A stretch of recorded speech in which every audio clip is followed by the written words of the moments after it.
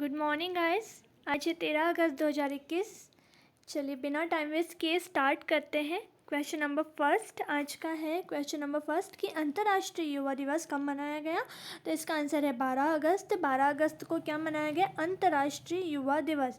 ठीक है, इस बार की थीम क्या थी? 2021 की 2021 की इस बार की थीम थी transforming food system, youth, innovation for human and planetary health. ठीक है, तो इतनी बड़ी इसकी थीम है, याद रखना है आपको। ठीक है, कि अंतर्राष्ट्रीय युवा दिवस 12 अगस्त को मनाया जाता है। इसी के साथ में क्या मनाया जाता है? 12 जनवरी को नेशनल यूथ डे यानी राष्ट्रीय युवा दिवस मनाया जाता है। ये 1984 से स्टार्ट है। ठीक है, नेशनल यूथ डे कब से स्टार्ट है? 1984 से। और किस उपलक्ष्य में मनाया जाता है? तो ये विवेकानंद जी की जयंती के उपलक्ष्य में मनाया जाता है। ठीक है, तो याद रखना है आपको कि देखिए इसमें मंथ बस अलग अलग है। जैसे नेशनल में जनवरी है और वैसे ही अंतर्राष्ट्रीय में अगस्त है, वरना डेट तो सेम ही इसकी 12। ठीक है, 12 अगस्त को अंतर्राष्ट्रीय युवा दिवस और 12 जनवरी को नेशनल यूथ डे। ठीक है, यानी राष्ट्रीय युवा दिवस। ठीक है, क्वेश्चन नंबर सेकंड देख लेते हैं। हाल ही में किसने ऋण प्रदान करने के लिए डिजिटल प्रयास नामक ऐप लॉन्च किया है? इसका आंसर है सिडबी। सिडबी ने क्या किया है? ऋण प्रदान करने के लिए एक ऐप लॉन्च कर दी जिसका क्या नाम है? डिजिटल प्रयास। ठीक है, अब सिडबी क्या है? सिडबी का फुल फॉर्म होता है small industry development bank of India. ठीक है, सिडबी का फुल फॉर्म ये है small industries development bank of India. ठीक है, चलिए इसका इस्टेब्लिशमेंट ईयर यानी इसका स्थापना वर्ष है 1990 और इसका हेडक्वार्टर क्या है? लखनऊ। ठीक है, लखनऊ उत्तर प्रदेश। ठीक है, इसके एमडी और चेयरमैन कौन है? इसके एमडी और चेयरमैन है एस रमन्ना। ठीक है, एस रमन्ना।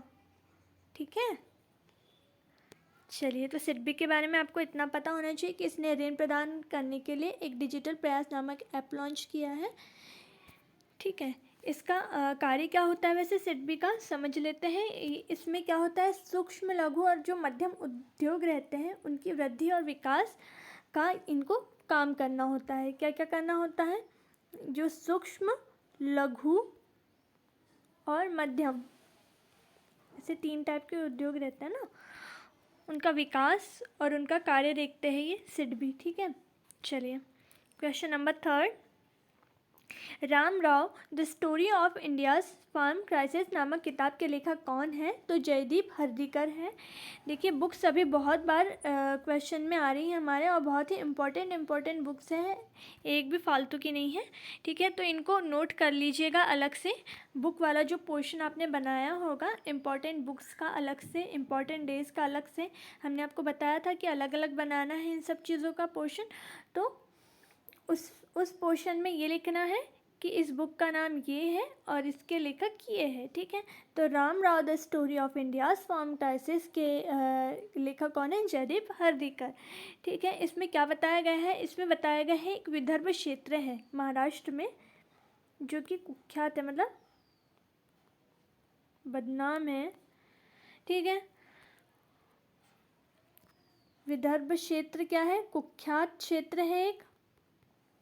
ठीक है, यहाँ पे वो कैसे कृषि करता है उस किसान के बारे में पूरा इस स्टोरी में दिया गया है। ठीक है, और कहाँ का क्षेत्र है ये? विदर्भ क्षेत्र कहाँ का है? महाराष्ट्र का। ठीक है, चलिए तो याद रखना है Ram Rao the story of India's farm crisis के लेखक है जयदीप हर्दीकर। ठीक है, क्वेश्चन नंबर फोर्थ। हाल ही में एआई द्वारा आविष्कार के लिए पेटेंट देने वाला दुनिया का पहला देश कौन सा बना है? तो इसका आंसर है साउथ अफ्रीका। साउथ अफ्रीका ने क्या किया है? साउथ अफ्रीका ने एआई द्वारा आविष्कार के लिए पेटेंट देने वाला ये दुनिया का पहला देश बन गया है। ठीक है, साउथ अफ्रीका पे वन लाइनर रूल लगा देते हैं हम अपना वाला। क्या है? देखिए वन लाइनर रूल तो इसमें नहीं लग पाएगा इसलिए क्योंकि इसकी 3 राजधानियाँ हैं। ठीक है देखिए पहली राजधानी इसकी है Cape Town. Okay, Cape Town note करिएगा, ये है विधायी राजधानी। ओके, सेकंड इसकी है राजधानी प्रिटोरिया। ओके, ये है प्रशासनिक राजधानी, ठीक है।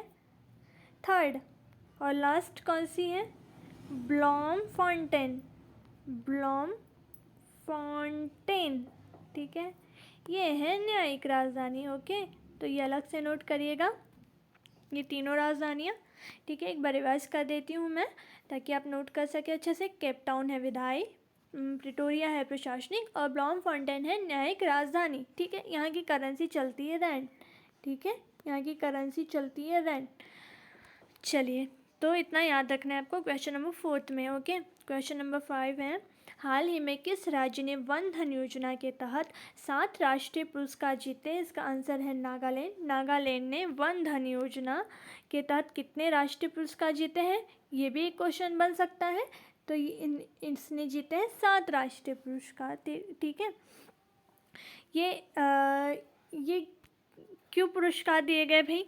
तो ये है, देखो, एक मिनिस्ट्री है tribal cooperative marketing developer federation of India limited, ठीक है। बहुत लंबा नाम है भाई इसका, tribal cooperative marketing developer federation of India limited, ठीक है। इसकी 34वें स्थापना दिवस पर नागालैंड को क्या किया है?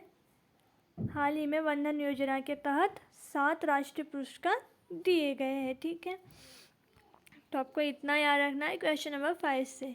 चलिए, क्वेश्चन नंबर 6 है, हाल ही में किस राज्य सरकार ने आईटी विभाग में उत्कृष्ट कार्य के लिए राजीव गांधी पुरस्कार देने की घोषणा की है? तो इसका आंसर है महाराष्ट्र। महाराष्ट्र ने आईटी विभाग में जो भी उत्कृष्ट कार्य करेगा उसके लिए उससे कौन सा पुरस्कार दिया जाएगा? राजीव गांधी पुरस्कार। देखिए, राजीव गांधी पुरस्कार का नाम हमने लास्ट वीडियो में भी पढ़ा था। क्यों पढ़ा था? कि उत्तर प्रदेश सरकार ने, सॉरी, उत्तर प्रदेश सरकार नहीं है, हमारे जो प्रधानमंत्री नरेंद्र मोदी जी हैं, उन्होंने क्या किया? उन्होंने राजीव गांधी पुरस्कार का नाम चेंज करके, राजीव गांधी खेल रत्न पुरस्कार का नाम चेंज करके अभी कुछ और रखा गया है। तो उसका आपको आंसर बताना है कमेंट बॉक्स में कि उस पुरस्कार का नाम चेंज करके क्या रखा गया है, ठीक है। हाल ही में नरेंद्र मोदी जी ने राजीव गांधी खेल रत्न पुरस्कार का नाम बदलकर क्या रखा है? देखिए, 2-3 वीडियो पहले भी हमने आपको एक यही क्वेश्चन होमवर्क में दिया था, ठीक है। तो आप लोगों ने आंसर तो नहीं दिया था। चलिए, अब इसका आंसर देना लेकिन, ठीक है। और जिसने लास्ट वीडियोस नहीं देखे हैं वो जा कर के आप लोग देख सकते हैं, ठीक है। और यूपी गवर्नमेंट ने भी काकोरी कांड का नाम बदल करके क्या रखा था? काकोरी ट्रेन एक्शन, ठीक है। दोनों को मैं मिक्स करने वाली थी लेकिन सही समय पे याद आ गया, ठीक है। चलिए, तो राजीव गांधी पुरस्कार अब कौन सी सरकार देने वाली है? महाराष्ट्र सरकार। कौन से विभाग के लिए? आईटी विभाग में उत्कृष्ट कार्य के लिए। ओके, तो इतना याद रखना है आपको। चलिए, क्वेश्चन नंबर 7 देख लेते हैं, हाल ही में किस देश की सरकार ने डिजिटल वैक्सीन पासपोर्ट लॉन्च करने की घोषणा की है? तो ये है कनाडा। कनाडा में क्या हुआ है? कनाडा में जो भी, जैसे देखो, जो भी देश से बाहर जाएगा, कनाडा से बाहर जाएगा, उसके लिए एक अलग से, उसके लिए एक डिजिटल वैक्सीन पासपोर्ट बनाया जाएगा। उसमें उसकी वैक्सीन की पूरी डिटेल दी जाएगी कि उसने लगाई है या नहीं, उसकी बॉडी का क्या हाल है, मतलब कि वो बाहर जा सकता है या नहीं, उसके शरीर की पूरी जांच की जाएगी और उसमें सारी डिटेल रहेगी। तो उस हिसाब से उसको बताया जाएगा कि वो कनाडा से बाहर किसी अन्य देश में जा सकता है या नहीं, ठीक है। तो इतना आपको याद रखना है कि किस देश की सरकार ने डिजिटल वैक्सीन पासपोर्ट लॉन्च करने की घोषणा की है? तो यह है कनाडा। कनाडा की सरकार ने डिजिटल वैक्सीन पासपोर्ट लॉन्च करने की घोषणा की है, ठीक है। क्वेश्चन को इतने बार पढ़ने का या रिवाइज करने का हमारा सिर्फ एक ही उद्देश्य है कि आपको वीडियो देखते देखते पूरा याद हो जाए, ठीक है। चलिए, तो हो तो गए होंगे काफ़ी क्वेश्चंस, आपको याद है ना। हाल ही में एक रिपोर्ट के द्वारा 2020 में सबसे ज़्यादा प्रदूषित देश कौन सा है? तो इसका आंसर है बांग्लादेश। देखिए, 2020 का सबसे ज़्यादा प्रदूषित देश है ये बांग्लादेश, ठीक है। सेकंड नंबर पे आ गया है पाक और थर्ड पे हम हैं, यानी भारत, ठीक है। तो भारत 2020 में सबसे ज़्यादा प्रदूषित देश में 3rd स्थान पे आ गया है भाई। चलिए, बांग्लादेश की करेंसी है ढाका और यहाँ की करेंसी है टका। तो हमारे 1 लाइनर रूल के हिसाब से बांग्लादेश, ढाका, टका। ठीक है, चलिए यहाँ पे और क्या देखने लायक है इसमें, देखो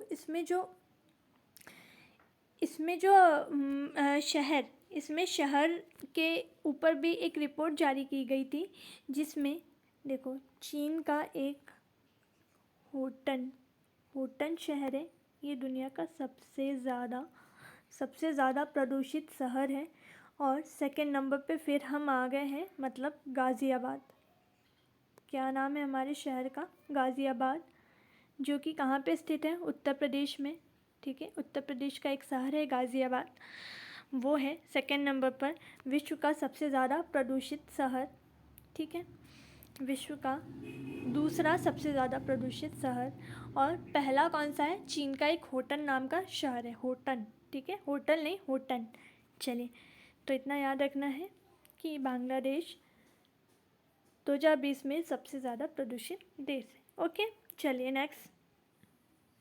हाल ही में ड्यूरेंट कप का 130वां संस्करण कहाँ आयोजित किया जाना है?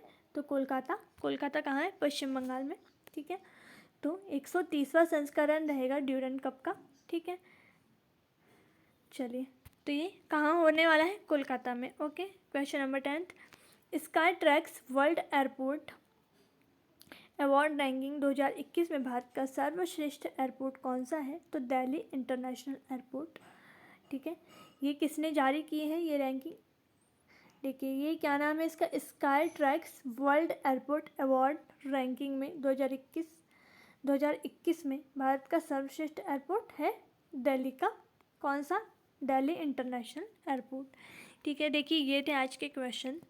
ठीक है, चलिए अब कल क्या पूछा था होमवर्क में? आपसे पूछा था कि हाल ही में किस देश के प्रधानमंत्री ने संयुक्त राष्ट्र सुरक्षा परिषद की खुली बहस में पहली बार अध्यक्षता की है? इसका आंसर है भारत के जो प्रधानमंत्री है कौन? हमारे भारत के प्रधानमंत्री कौन है? PM नरेंद्र मोदी। ठीक है, तो इन्होंने सुरक्षा परिषद की खुली बहस में पहली बार अध्यक्षता की, और ऐसा करने वाले वे भारत के पहले प्रधानमंत्री भी बन गए हैं। ठीक है, इनके नाम एक रिकॉर्ड भी बन गया है। ठीक है, इनका निर्वाचन क्षेत्र वाराणसी है। ठीक है, तो इतना आपको याद रखना है नरेंद्र मोदी जी के बारे में। और ऐसा करने वाले यानी संयुक्त राष्ट्र सुरक्षा परिषद की खुली बहस में पहली बार अध्यक्षता करने वाले भारत के ये पहले प्रधानमंत्री बन चुके हैं। ठीक है, अब हमारा आज का होमवर्क क्या है देख लेते हैं। हमारा आज का होमवर्क है कि जेफ बेजोस जो है ये अब तक के सबसे ज़्यादा अमीर व्यक्ति थे, तो इन्हें पीछे छोड़ करके दुनिया के सबसे अमीर व्यक्ति अब कौन बन गए हैं, यानी जेफ बेजोस का नाम हट गया है। जेफ बेजोस कौन है बता देते हैं कि जेफ बेजोस है फाउंडर ऑफ अमेज़न। ठीक है, फाउंडर ऑफ अमेज़न। ठीक है, ये अमेज़न के फाउंडर है जेफ बेजोस। इन्हें अब 2nd नंबर पे ला दिया है। इनकी अब सिर्फ 186 बिलियन डॉलर ही राशि रह गई है। और देखिए, इससे ज़्यादा तो नहीं बता सकते क्योंकि ये होमवर्क है। अब आपको बताना है कि दुनिया के सबसे अमीर व्यक्ति कौन है, उनकी राशि कितनी है, वे कहाँ के रहने वाले हैं, और उनका वे काम क्या करते हैं, मतलब वो है क्या। ठीक है, इतना सब कुछ आपको बताना है और इससे रिलेटेड फैक्ट भी बताना है जितना आपको पता है। ठीक है, जो एक्स्ट्रा पता है वो भी बता सकते हैं। इससे क्या होगा, इससे 2 काम होंगे, एक तो आपका रिवाइज हो जाएगा और दूसरा जिसको नहीं पता है वो भी कमेंट पढ़ करके उसे पता चल जाएगा। ठीक है, चलिए आज के लिए इतना काफ़ी, मिलते हैं नेक्स्ट वीडियो में। Thank you so much.